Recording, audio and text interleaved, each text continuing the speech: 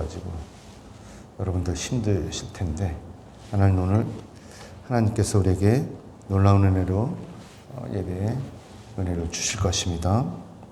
자, 우리가 자식을 키울 때 우리 자식이 잘 되기를 바라면서 자식을 키우고 있습니다. 내 자식이 나보다 좀 나은 삶을 살기를 바라는 것이죠. 이게 부모들의 마음인 것입니다. 그래서 과외를 시키고 또 상급 학교에 보내고 그리고 또 해외로 유학을 보내기도 하죠. 여유가 되는 사람이야 무엇인들 못하겠습니까? 자, 그런데 문제는 그럼에도 불구하고 자기 자식의 교육을 남의 손에 맡긴다는 것이죠. 자기 자식의 교육이 자신에게는 해당이 안 되는 것입니까? 사람들은 학교에다 맡기면 학교에서 다 잘 가르쳐 주실 것이라고 이렇게 생각을 해요. 이건 오산인 거예요. 교육은 백년지 대계라고 이렇게 이야기를 하죠. 자녀 교육이 하루 이틀 사이에 끝나는 것이 아닌 거예요. 그렇기 때문에 부모든지 또 누구든지 간에 모두가 관심을 가지고 살펴봐야 하는 것이죠. 아무튼 자녀 교육이 세상에서 가장 쉬운 것 같아요. 그렇지만 이 세상에서 가장 어려운 것이 또 이 자녀 교육일 것입니다. 세상에 자기 자식이 잘못되기를 바라는 부모가 도대체 어디 있겠냐 하는 것이죠. 우리들의 자식이 잘 커주면, 잘 자라면 우리나라의 미래도 희망적일 것입니다. 그래서 부모뿐만이 아니라 우리나라 전체가 합심해서 우리 자녀 교육에 전념을 해야 될 것이죠. 또 내 자식만 유독 잘 키운다고 애쓰는 것이 아니라 우리나라 2세들, 다음 세대들, 이 아이들을 잘 가르쳐야 되는 것이 바로 우리의 임무이기도 합니다. 그래서 우리가 합심해서 우리 2세들 교육을 잘 시켜야 되겠죠. 그래서 우리 주일학교 아이들도 잘 키워야 될 것입니다. 관심을 가지고 여러분들도 관심을 가지고 우리 주일학교 아이들이 잘 성장하기를 바라야 될 거예요.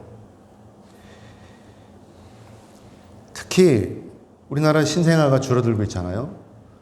지금 0.87이라든가 우리나라 여자가 낳는 아이가 한 사람이 한 명을 못 낳는 거죠. 그러니까 줄어드는 거죠. 그러니까 요즘 상황엔 더 우리가 2세들 교육에 힘을 써야 되겠다고 하는 것입니다. 자, 자녀 교육은 그렇고 우리의 신앙 교육도 마찬가지라고 하는 것입니다. 제가 담임으로 있는 이 기간이 정해져 있기 때문에 저를 이어서 우리 교회를 잘 이끌어갈 후계자를 우리도 미리미리 정해야 되겠다라고 하는 것입니다. 성남에 있는 선한목자교회 그 유기성 목사님이 담임을 하고 계신데 이 유기성 목사님이 2023년도 4월 달에 임기가 끝난대요. 근데 정년이 감리교회도 70세거든요. 근데 이분은 자기가 65세로 정했대요. 그래서 2023년 4월이 65세가 되는 해라고 합니다. 그래서 그때를 이제 대비해서 42살의 젊은 목사님을 청빙을 한 거예요, 벌써. 아직 남았잖아요. 2년이나 남았잖아요. 그런데 청빙을 한 거예요. 이 교회는 이 후임 목사의 청빙을 위해서 5년 전부터 준비를 했다는 것입니다. 후임 목사를 어떻게 청빙할 것인지를 정하는데 2년이 걸린 거예요. 어떻게 청할 것인가. 방법을 가지고 2년을 걸렸다는 거죠. 그리고 또 좋은 후임 목사를 찾는데 1년이 걸린 거예요. 그러고 나서 5명의 후보를 뽑았어요. 그래서 그 중에서 또 한 명을 뽑는데 1년이 걸렸다고 하는 것입니다. 그래서 제가 그 새로 뽑힌 그 목사님 사진을 봤는데 김다윗이라고 하는 목사님인데 도대체 어떤 양반인가 하고 봤는데 생기긴 잘생겼어요. 근데 뭐 설교를 못 들어봤으니까 모르겠죠. 5년 만에 뽑힌 그 목사님은 도대체 어떤 사람인가 궁금하기도 해요. 그래서 저는 생각을 해봤어요. 이 목사님은 얼마나 잘 그 선한목자교회를 이끌어갈까. 기대도 되는 것입니다. 이게 얼마나 아름다운 이야기예요. 저도 바라옵기는 우리 교회도 이렇게 미리미리 준비했으면 좋겠다라고 하는 것입니다. 아멘이죠? 그래서 저보다 훨씬 하나님을 사랑하고 또 깊은 영성이 있고 또 여러분들을 사랑하는 정말로 훌륭한 목사님 우리 교회를 이끌었으면 좋겠다 하는 것이죠. 아마도 이 일은 저뿐만이 아니라 오늘날 주님의 몸된 교회를 이끌고 있는 대부분의 목사님들이 이렇게 생각을 할 것입니다. 그래야 우리들의 교회가 바로 세워지는 것이죠. 그래야 또 우리나라가 영적으로 바로 세워질 것입니다. 1919년도에 있었던 그 영적 대각성 운동이 우리나라에 다시 일어나서 우리나라 교회가 다시 세워져야 된다고 하는 것이죠. 오늘 하나님의 말씀을 보면 하나님께서도 선지자 엘리야를 교육시키기 위해서 훈련시키시기 위해서 이렇게 애쓰시는 것을 우리가 볼 수가 있죠. 이 하나님께서는 선지자 엘리야를 이 시돈의 사르밧으로 가라고 명령을 하셨습니다. 하나님께서 본격적으로 이 엘리야를 훈련시키시려는 것이죠. 이 당시에는 엄청난 가뭄과 기근으로 온 세상이 타들어갈 때이죠. 하나님께서 이스라엘을 가뭄으로 이렇게 징계를 하신 것입니다. 그 이유는 하나님께서 이렇게 징계하시는 이유는 이스라엘이 몹시 타락했기 때문에 그렇다고 하는 것이죠. 여기서 이스라엘이 타락했다고 하는 것은 이스라엘 사람들이 하나님을 믿지 않고 우상을 숭배했다고 하는 것입니다. 하나님의 신분 이스라엘 사람들이 신보로서의 순결을 버리고 사람들이 만든 그런 우상을 숭배함으로 외도를 한 것이죠. 그래서 하나님께서 가뭄과 기근으로 이스라엘을 징계하신 것입니다. 물론 이때 이 가뭄과 기근이 이스라엘뿐만이 아니에요. 그 주변국들도 다 같이 동일하게 이런 가뭄과 기근을 만난 것입니다. 아무튼 이때 하나님께서 세우신 이 선지자가 바로 길르앗에 사는 디셋 사람 엘리야였습니다. 엘리야는 이때 하나님의 명령에 따라서 요단강 앞 그릿 시냇가에 숨어서 이제 까마귀들이 물어다 주는 떡과 이 고기로 연명을 하고 있었다고 하는 것입니다. 넘겨주세요, 집사님. 그러나 이것도 오래지 않아서 이 그릿 시냇가에도 가뭄이 들었죠. 거기도 물이 마른 것입니다. 이 가뭄이 드는데 뭐 어디는 물이 있고 또 어디는 물이 없다고 하는 것입니까? 다 똑같이 다 이제 물이 마른 것이죠. 그렇기 때문에 이 그릿 시냇가에도 물이 말랐다고 하는 것은 엘리야가 이곳을 떠나서 다른 곳으로 갈 때가 되었다 하는 것입니다. 하나님께서 이때 엘리야에게 시돈에 있는 사르밧으로 가라고 명령하신 것이죠. 이 시돈은 이스라엘이 아니라 레바논에 속한 지중해 연안에 있는 도시입니다. 여기 빨간 보면 그릿 시내가 보이시죠? 그렇죠? 이게 디셉, 그릿 시내, 아멜볼라 이렇게 있는데 그 그릿 시내 거기 있는데 어디로 가냐? 바로 저 위에 사르밧으로 가는 거예요. 넘겨주세요.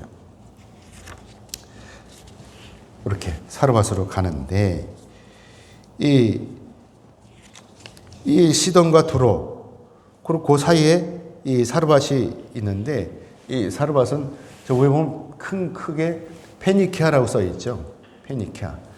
페니키아라고 그러는데 여기 베니게라고 그래요. 베니게.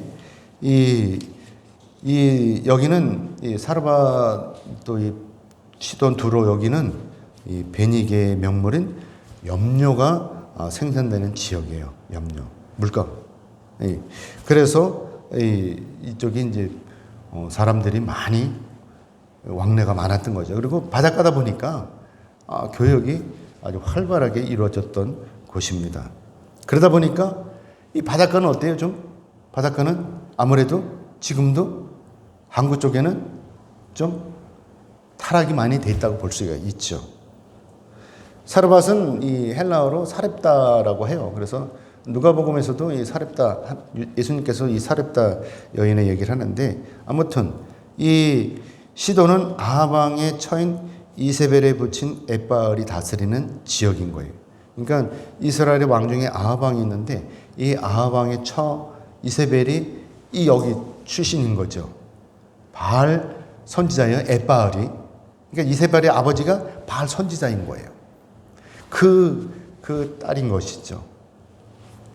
그런데 그럼에도 불구하고 하나님께서 엘리야를 이곳에 보내는 거예요. 시돈에. 아하방과 이세벨이 하나님의 종들을 탄압할 때 하나님께서는 엘리야를 이세벨의 고향인 이 시돈으로, 이세벨의 친정인 이 시돈으로 하나님께서 보내셨다고 하는 것이죠. 그래서 결국 이 시돈이 엘리야의 피난처가 되는 것입니다.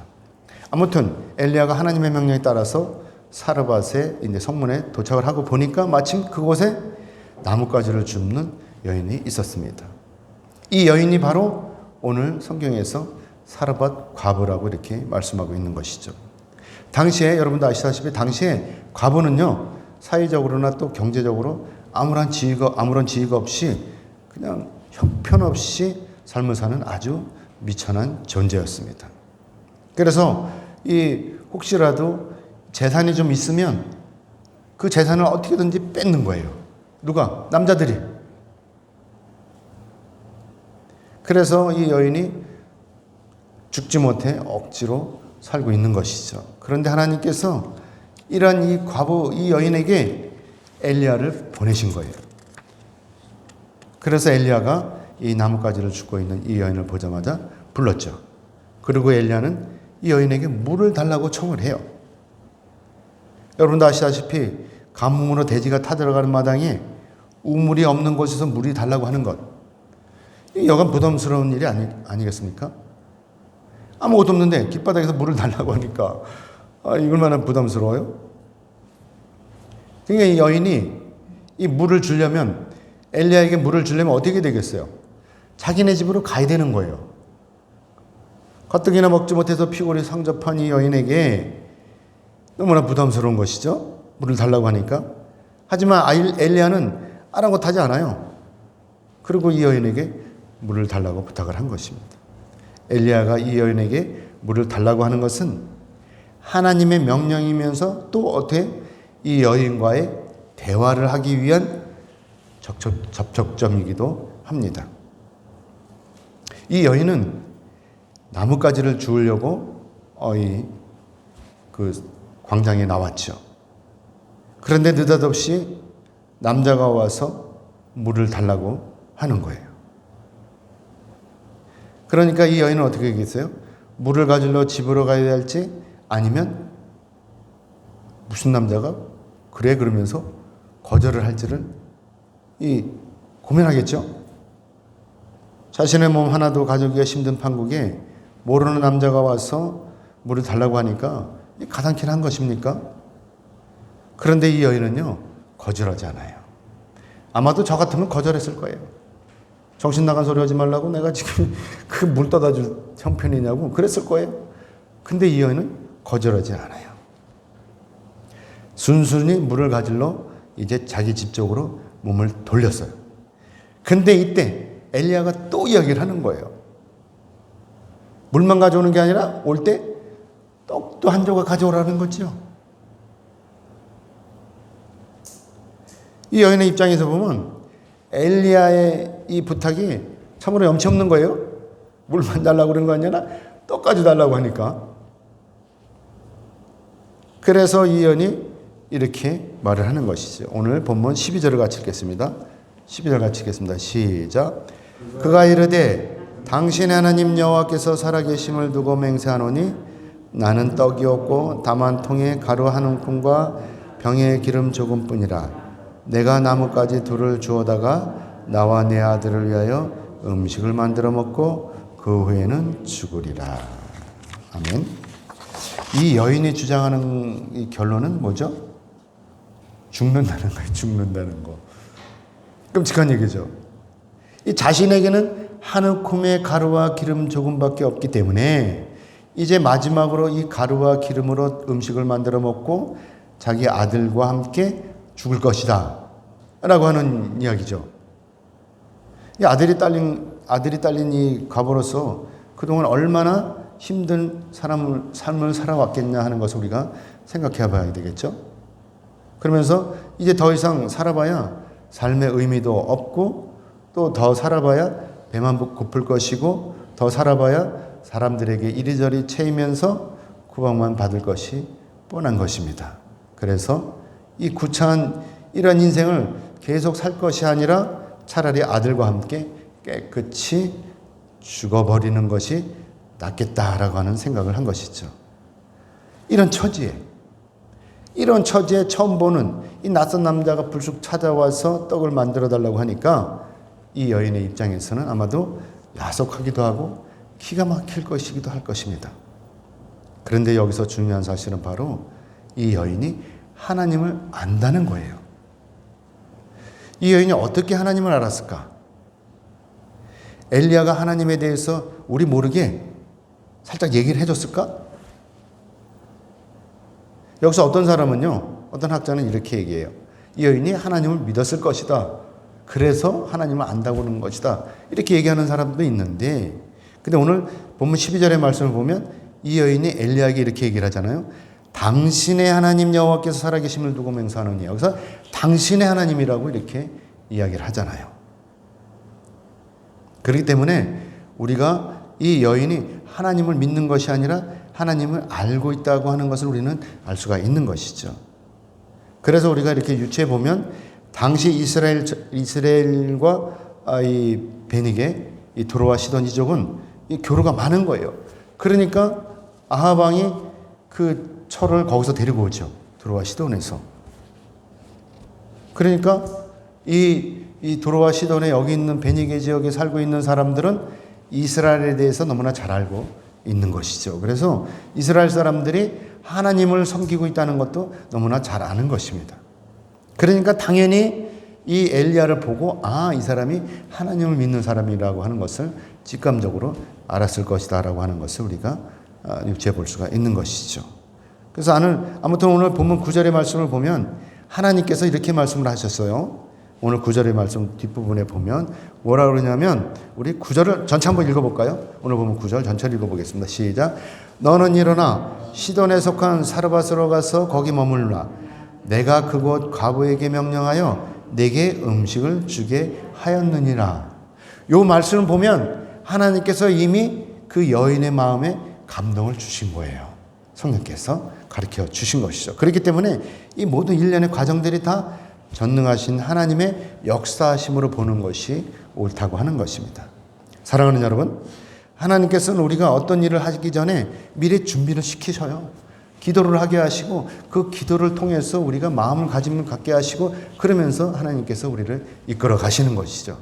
그냥 뚝 떨어져서 이루어지는 것이 아니라 우리로 하여금 감동을 주시고 기도하게끔 만들어 주신다고 하는 것입니다. 그러면서 모든 일을 하나님께서 이끌어 가신다고 하는 것이죠. 하나님께서도 이렇게 엘리야가 시돈에 가기 전에 미리 사르밧 과부를 준비하시고 또 이 여인으로 하여금 가뭄이 그칠 때까지 엘리야를 공개하도록 하나님께서 예비하시고 계신다고 하는 것입니다. 엘리야가 요단 동편 그리 시내가에서 지중해 연안에 있는 이 시돈까지 가는 것은 결코 쉬운 일은 아니에요. 뭐 거리가 멀어서 그렇다는 것보다 다른 나라이기 때문에 그때 여기 이쪽에 이제 갈릴리 사이 이쪽 갈릴리 오로스 밑에서 저까지 이제 올라가는 건데 거리를 볼 때는 그렇게 먼 거리는 아니지만 외국이잖아요. 어쨌든 외국이니까 가기가 쉽지 않은 것입니다. 거기다가 뭐죠? 여기는 우상을 섬기는 곳이잖아요. 그런데 그럼에도 불구하고 하나님께서는 엘리야를 이곳으로 사르밧으로 가라고 명령을 하신 것이죠. 하나님을 따르는 선지자로서 우상이 난무하는 지역으로 사역을 나간다고 하는 것 결코 쉬운 일이 아니라고 하는 것입니다. 그래서 엘리야가 이때 망설였을 거예요. 그래서 하나님께서 엘리야에게 걱정하지 마라. 내가 그거 과부하게 명령해갖고 네게 음식을 주게 했다. 이라고 이렇게 하나님께서 말씀을 하신 것이죠. 전능하신 하나님께서 사람들이 무시하고 과시하는 이 과부를 통해서 엘리야를 공개하도록 준비하신 것입니다. 그것도 현재 이스라엘을 망가뜨리고 있는 이세벨의 친정인 이방 땅에서 말씀인 것이죠. 이건 참으로 역설적인 일인 것입니다. 이세벨은 우상을 가지고 들어와 가지고 어떻게든지 이스라엘을 망가뜨리려고 하고 있는데, 근데 엘리야는 이때 이세벨의 이 친정으로 가서 거기서 하나님의 살아계심을 증거하고 있는 것이죠. 완전히 우상이 들끓고 있는 거기서 중심에서 이제 엘리야가 견뎌내야 하는 것입니다. 아무튼 우리는 매사에 있어서 어떤 결정을 할 때 기도하고 결단하면 하나님께서 모든 것을 이루어 주시는 것을 우리는 알 수가 있습니다. 사람들이 요단강 앞에 서서 망설이기만 하면 절대로 요단강을 건널 수가 없어요. 그래서 제사장들이 이 복귀를 메고 요단강에 발을 잠글 때, 그때 요단강이 갈라지는 거예요. 지금도 마찬가지죠. 우리가 망설이면 기적은 일어나지 않아요. 누구든지 가만히 누워서 기적을 바라는 것은 미신인 거예요. 그러나 내가 믿음으로 결단하고 행동하면 그때 이 기적이 일어나는 거죠. 제가 기도만 하고 맨날 기도만 하고 교회를 짓지 않았으면 교회가 지어졌겠습니까? 안 지어져요. 제가 2018년도인가 그때 11월 달에 짓기로, 물론 우리가 개척하고 짓기로 했지만 본격적으로 기도한 거는 2018년도 가을서부터 기도를 했어요. 그러면서 2019년도 시작할 때까지 한 8개월, 9개월 동안 기도만 했어요. 근데 교회가 안 지어지잖아요. 지어지진 않잖아요. 제가 계약을 하고 공사를 시작하니까 그때서부터 지어지는 거예요. 결단을 해야 되는 거예요. 맨날 기도만 하면 소용없어요. 결단은 내가 행동을 해야 사건이 일어나고, 기도를 그렇게 해야 기적이 일어나는 것을 우리가 볼 수가 있는 것입니다. 엘리야가 전능하신 하나님을 믿고 시도에 있는 이 사르밧 과부에게 갔을 때 그때 기적이 일어났다고 하는 것이죠. 엘리야는 과부의 사정을 아는 듯 모르는 듯 이렇게 이야기를 합니다. 오늘 13절의 말씀을 같이 읽겠습니다. 본문 13절 같이 읽겠습니다. 시작. 엘리야가 그에게 이르되 두려워하지 말고 가서 내 말대로 하려니와 먼저 그것으로 나를 위하여 작은 떡 한 개를 만들어 내게로 가져오고 그 후에 너와 네 아들을 위하여 만들라. 아멘. 제가 이 본문을요 다시 한번 말씀을 드리면 이런 거예요. 나를 두려워하지 마. 네가 죽는 것은 네 자유야. 그러나 네가 죽기 전에 네가 먼저 해야 될 일은 뭐냐? 바로 나를 위해서 떡 하나를 만들어 오는 거야. 이렇게 얘기를 하는 거예요. 죽든지 말든지 그건 네 자유지만 그렇게 네가 죽기 전에 나를 위해서 떡을 하나 만들어 오라. 이 얘기를 하는 거예요. 그러고 난 다음에 너를 위해서 떡을 만들어 죽든지 말든지 마음대로 해라. 이렇게 얘기를 하는 것이죠.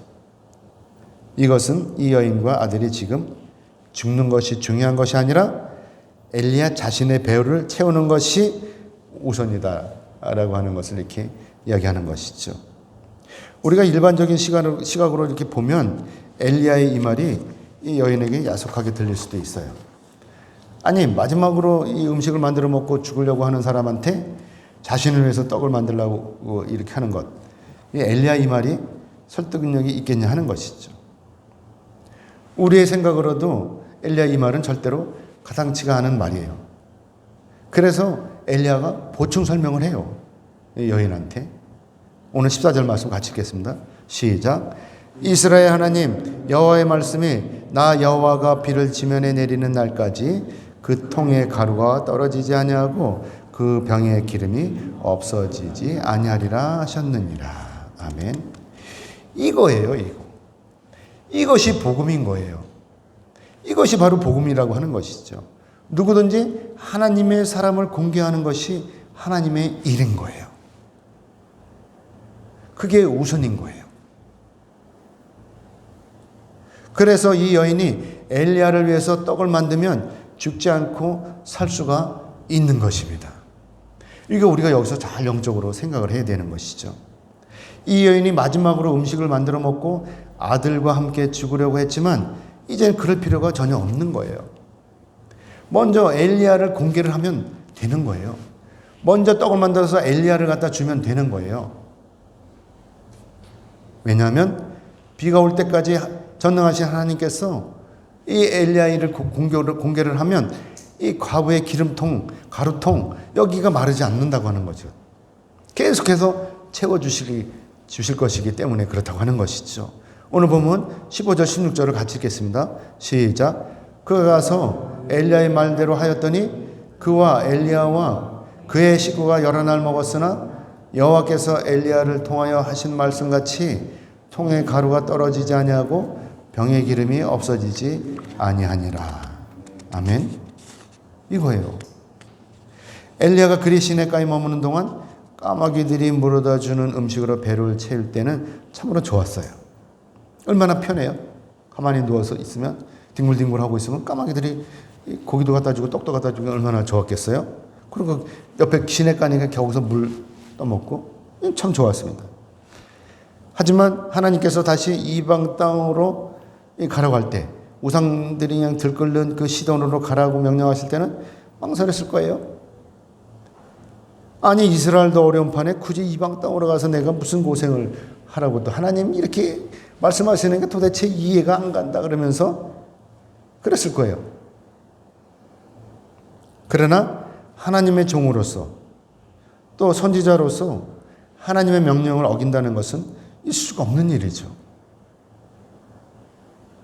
그래서 엘리야가 하나님의 명령에 따라서 순종함으로 이렇게 시돈에 간 것이고, 그래서 엘리야가 시돈에 가서 사르와 가브를 만나서 떡을 만들어 오라고 명령을 한 것이죠. 그랬더니 어떻게 됐어요? 그랬더니 기적이 일어난 거예요. 아마도 엘리야는 가면서도 이 뭐야 이거 거기 가서 나보고 굶어 죽으라는 거야 뭐야 하면서 투덜투덜하면서 갔을지도 몰라요. 그럼 하나님이 시키는 대로 뭐 다 한다고 했지만 믿어지지가 않았을지도 몰라요. 안 믿어졌을지도 몰라요. 그게 가능한 일이야? 이 가뭄에? 그러면서 갔을 거예요. 그러면서 하나님이 하라고 하시는 대로 했더니 이렇게 기적이 일어난 거예요. 여기 보면은 15절에 보면 그가 가서 엘리야의 말대로 하였더니 그와 엘리야와 그의 식구가 여러 날 먹어서, 그의 식구라고 하는 것은 그 아들이 아니고 또 있다는 거예요. 그렇죠? 아마 그 친척이 또 있었던 모양이에요. 여러 날 먹었으냐? 떨어지지 않았다는 거예요. 여러 날이 언제예요? 비가 다시 올 때까지 먹었다는 것이죠. 아무리 가루를 퍼내도 통에 가루가 떨어지지 않았고, 아무리 기름을 따라도 기름병에 기름이 그대로 있는 거예요. 이게 얼마나 신기한 일입니까? 퍼내도 그대로 있고, 따라도 그대로 있는 거예요. 여러분의 집에 이렇게 쌀통과 기름병이 이렇게 채워진다면 얼마나 좋겠냐 하는 것입니다. 제가요, 개척을 하고 처음에 시작할 때 쌀을 사고 그 뒤로는 계속해서 쌀을 안 사요. 계속해서 채워주는 거예요. 이게 하나님이 하시는 일입니다. 그래가지고 이제 쌀 사게 돈 달라고 이렇게 이제 쌀 좀 달라고 이렇게 기도했더니 뭐라고 그랬다 그랬죠?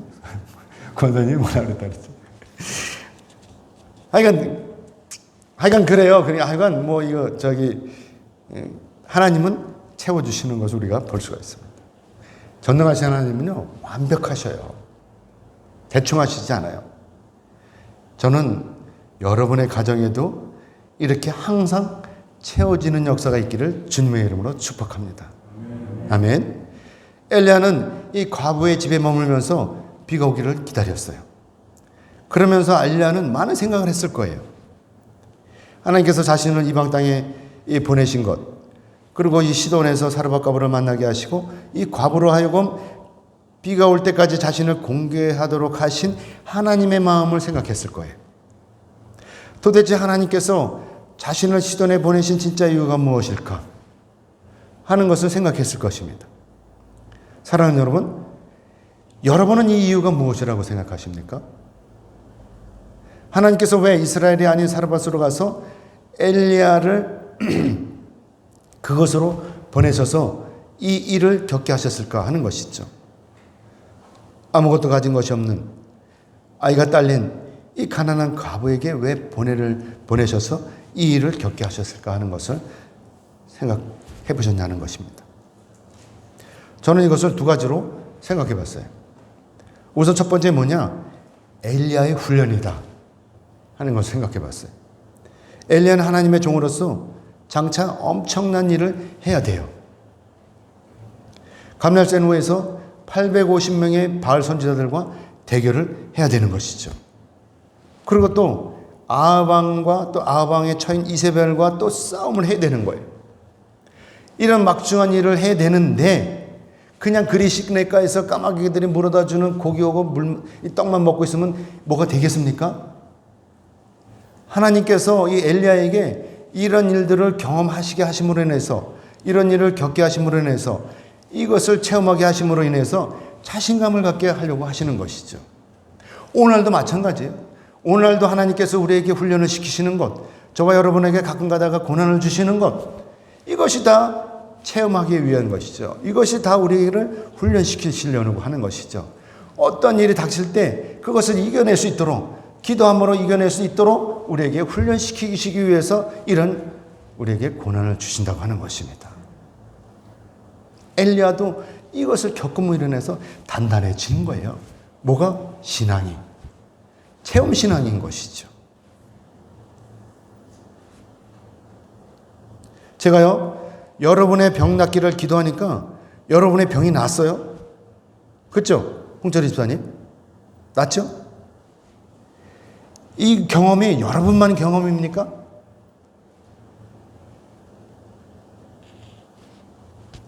저도 여러분과 똑같은 경험을 하게 되는 거예요. 오? 내가 안수기도 했더니 병이 낫네? 하는 것을 저도 체험하는 것이죠. 여러분한테.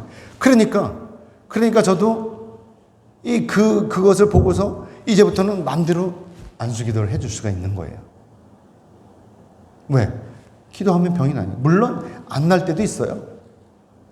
안 날 때도 있어요. 그렇지만 날 때는 나요. 어떨 때?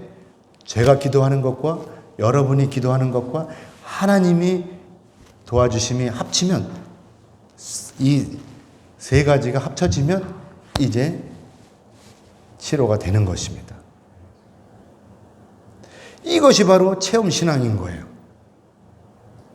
이것이 바로 우리가 이 체험신앙을 가지고 우리가 살아갈 때 어떤 일을 만나든지 우리가 승리할 수 있다라고 하는 것입니다.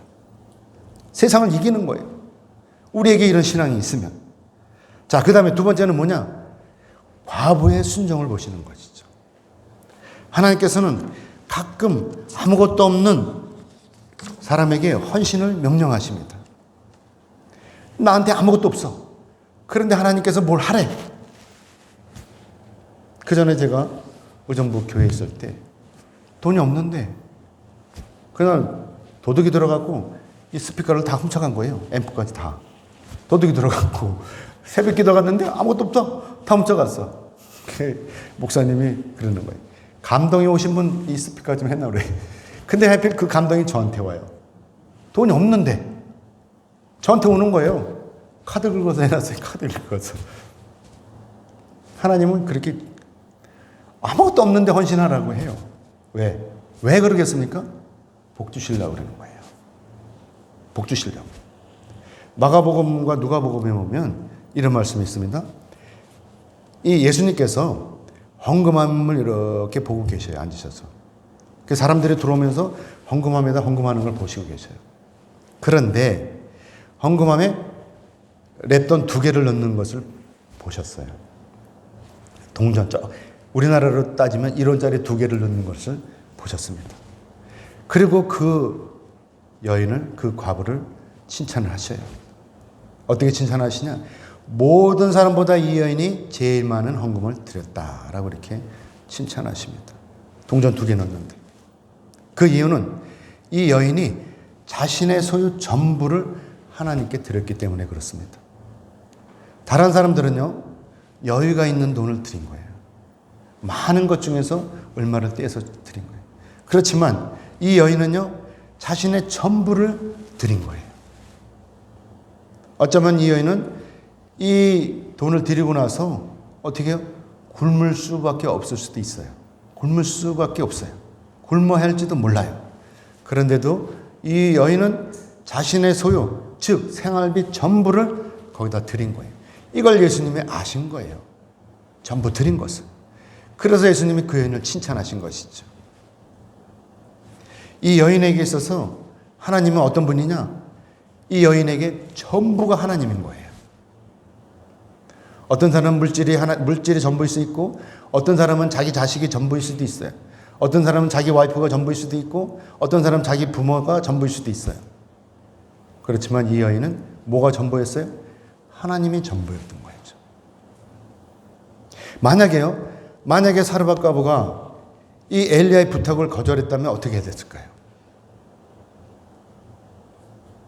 엘리야나 과부나 이 통에 가루가 채워지고 병에 기름이 채워지는 이 기적을 체험하지 못했을 것입니다. 그리고 결국에는 이 여인이 마지막 남은 가루와 기름으로 자기 자신과 자기 아들의 이 허기진 배를 채우고 죽었을 거예요. 그러나 이 여인이 엘리야의 이 명령에 따라서 자신의 전부를 드렸기 때문에 살아계신 하나님의 능력을 체험한 것입니다. 나아가서 아들과 함께 죽음에서 구원을 받게 된 것입니다. 이것이 기적인 것이고, 이것이 하나님의 역사하심이신 것입니다. 이제 말씀 맺겠습니다. 하나님께서는요, 우리의 마음속에 하나님이 전부이시기를 원하십니다. 조금이 아니라 우리 가슴속에, 우리 마음속에 하나님을 전부 채워주기를 원하시는 것이죠. 우리가 세상을 이기는 조건은 바로 전능하신 하나님을 믿는 거예요. 하나님께서 엘리야를 이렇게 훈련시키는 것은 엘리야의 믿음의 사이즈를 키우시려는 것이죠. 그래야 엘리야가 하나님의 종으로서 또 하나님의 선지자로서 임무를 잘 감당할 것이기 때문에 그렇다고 하는 것입니다. 그래서 믿음도 훈련이 필요한 것이죠. 그래서 오늘날 우리에게도 믿음의 훈련이 필요한 것입니다. 우리가 가끔가다 고난을 당할 때 이거 좌절하지 마세요. 이것이 바로 훈련이다라고 생각하고 기도로 이겨내십시오. 그럼 여러분에게 놀라운 기적을 체험할 수 있는 기회가 생길 것입니다. 사랑하는 여러분, 여러분의 마음속에 하나님은 어떤 분이십니까? 과부처럼 하나님이 여러분의 전부이십니까? 아니면 다른 사람들처럼 하나님의 여러분의 일부가 되십니까?